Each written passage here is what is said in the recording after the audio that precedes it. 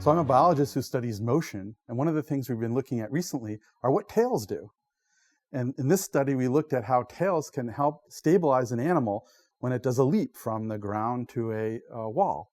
We discovered in lizards from Africa that when they jump, they can redirect their energy into their tail so they don't tip over into the wall. So when the animal's in the air, it has some tendency to rotate because of the slip. And something has to move. There's a constraint that something has to move. So if it wants its body to stay constant, the tail has to move. And that's what's happening. They're just transferring this momentum to the tail. The idea that tails could act as stabilizers actually was proposed 40 years ago by a paleontologist looking at theropod dinosaurs like this velociraptor. And what he proposed was that this tail could move and redirect the energy to stabilize the body. And that's in fact exactly what we found. We modeled this velociraptor and showed that its tail could be even more effective than we see in the lizards.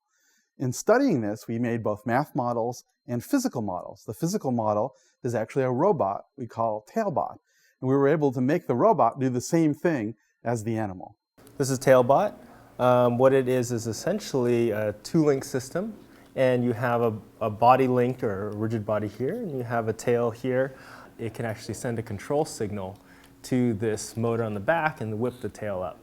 And vice versa, if it got popped up, if it was driving along and got popped up, it could do the same thing and whip it down. If I drop this guy nose first, it just falls on its nose without moving anything. I'm going to turn it on, and what it's going to do is when I drop it, it'll detect free fall.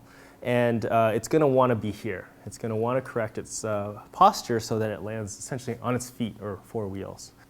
And I'll start it here, and you can see within about a body length, it essentially self-corrects and is able to land on its four wheels. We're interested in being able to create a robot that can substitute for the work that's done a lot by dogs and search animals like that, so that you can send a small robot into a disaster situation and find people, find out what's going on, do these remote sensing tasks.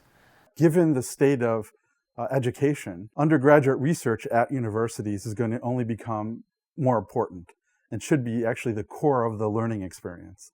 Because we believe that the best teaching is done in a research context. And if you do interdisciplinary teaching, we believe there's a synergy that can actually help your research. I think our fundamental research really shows the importance of curiosity-based research, because you never know where it will lead.